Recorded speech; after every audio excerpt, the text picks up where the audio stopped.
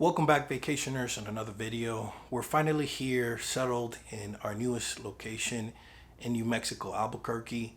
Took us a while, but we're finally acclimated and ready to get started and enjoying this new area. It's extremely beautiful, so expect a lot of videos coming soon.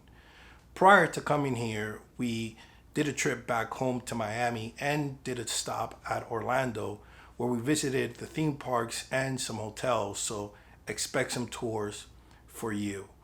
Now, this video is about all the new changes that have been happening in Disney World, especially with the policy changes and the addition of Genie Plus service, Lightning Lane, and the annual pass.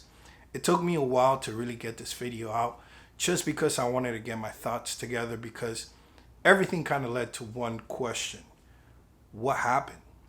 In order to answer the question, I had to really dig deep and remember, why is it that I love Disney World so much?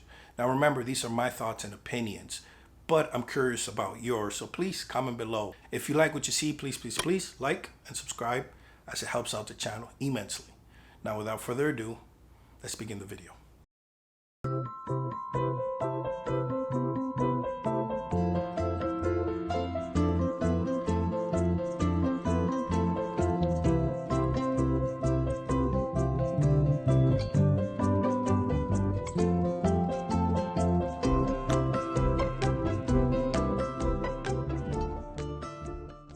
So Tara and I recently started watching classical Disney movies, and the first one we watched was Cinderella.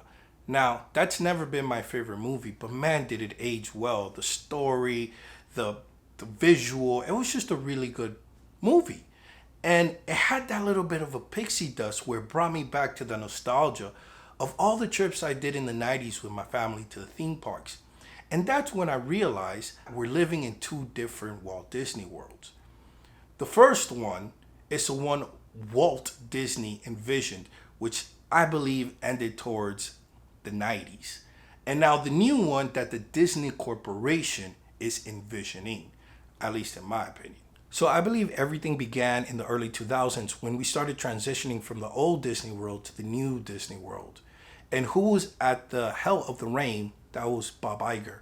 In 2006, Bob Iger, under his command, acquisitioned Pixar. Now, I love Pixar. I think it's one of the greatest studios out there. But that began a steamroll, snowball effect of acquisitions leading to today, right? And the crazy part about it is that it wasn't just the acquisitions of Disney. It was the introduction to a major player in the industry known as Netflix. In 2007, Netflix began to do a direct-to-consumer streaming, which caused a disruption in the industry. And this is where I think Disney Corporation started taking into effect, meaning the new Disney World we see today. Under Iger's leadership, they started buying and acquiring all these big studios like Lucasfilm, Marvel, 21 Fox, plus getting full ownership of Hulu, which all this led to the streaming wars. Why? Because Netflix, by the end of the decade, had amassed 20 million subscribers to their platform, and Disney wanted it.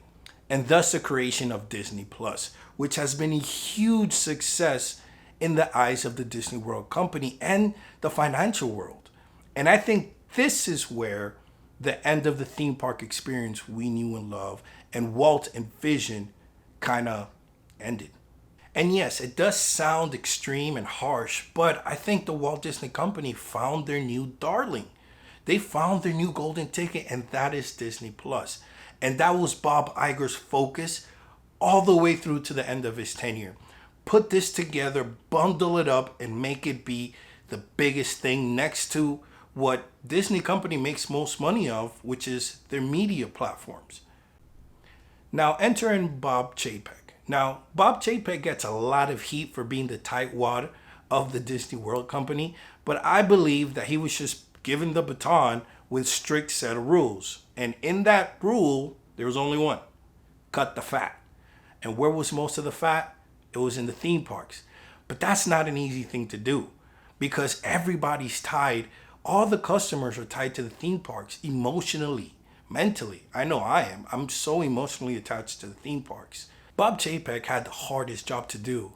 Bob Iger just pretty much bought everything, put it together, and said, hey, you need to take care of this. Everything else is second. And then Bob Chapek had to come out here and basically tell all of us in a nonchalant way, hey, the Disney World you knew is no longer. And in my belief, I think this would have taken a lot longer than sooner if it wasn't for one thing, and that's COVID. COVID changed everything.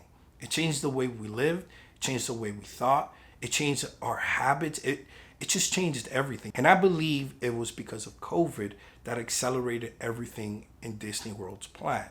And the closures of the parks really hit Disney World Company very, very hard. But guess who was there to somewhat bail them out? Their new darling, Disney Plus. And by the end of the year, Disney Plus had brought in 73 million subscribers, bringing in almost $5 billion in revenue. Now you couple that with the rest of the streaming services like Hulu Plus and ESPN Plus, Disney brought in $16 billion in revenue just from straight to consumer products.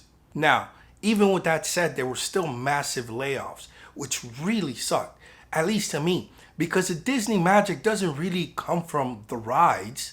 Any place has rides, a carnival has rides. It comes from the employees. They're the ones that give you that great service, that pixie dust that makes everything magical. And a lot of the performers were all laid off, and most of them haven't been brought back. So as we progressed through the whole COVID situation and vaccines became available, this gave the opportunity for the parks to reopen again. And this is where I believe the Walt Disney Company and Chapek decided to take advantage of the situation and implement some of the policies that I believe they had in their playbook. They were just waiting for the right time.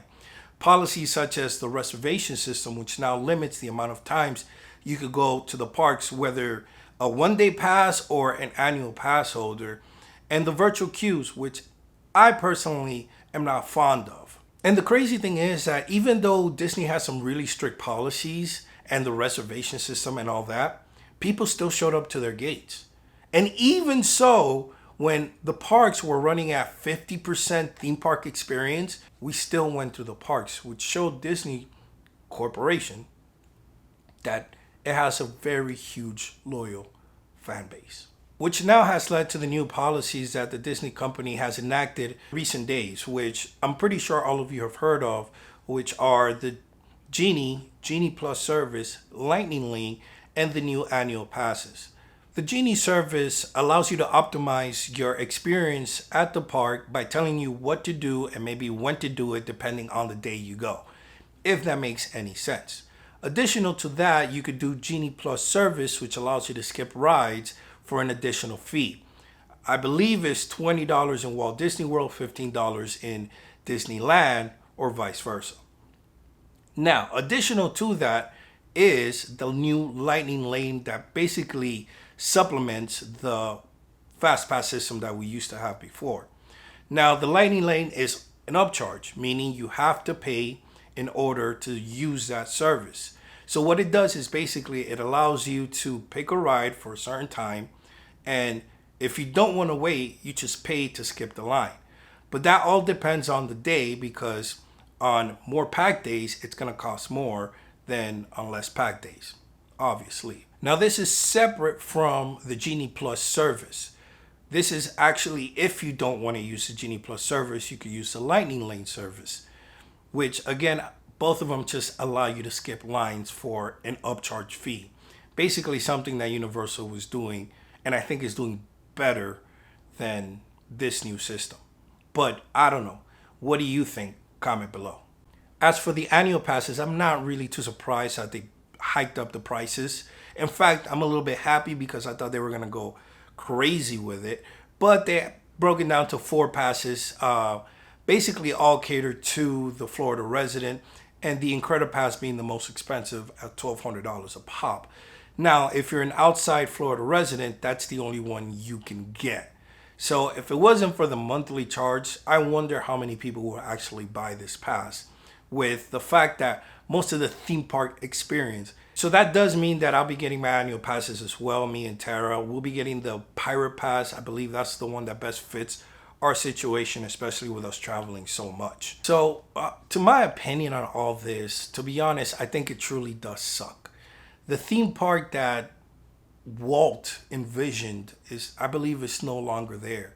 I think I saw a video where they stated that they go to the parks now and it's beautiful, it's still cool, but it feels hollow.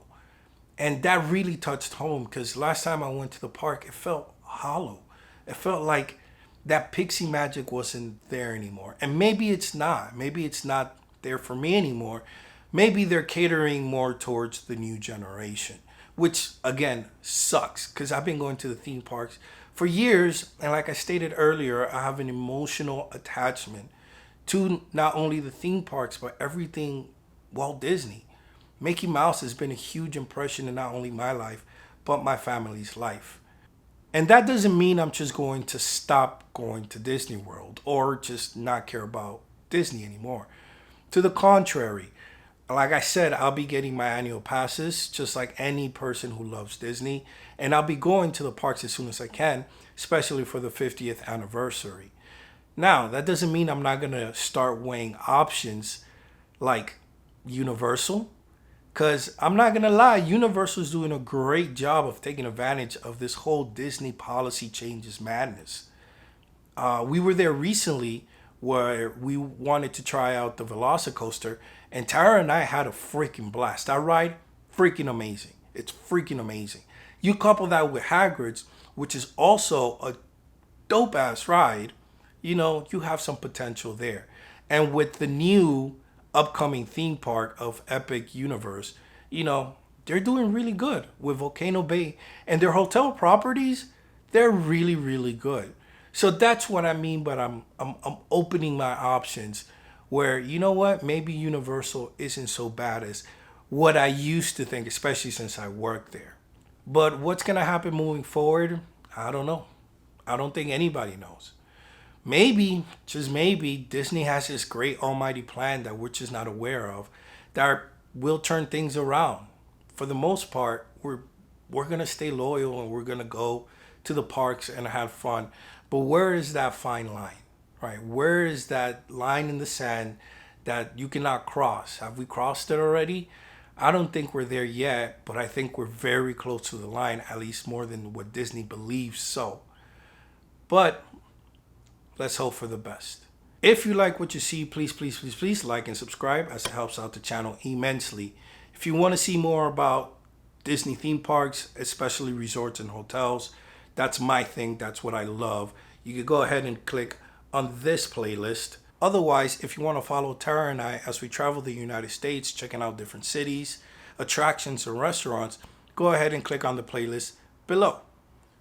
Until the next video, stay safe.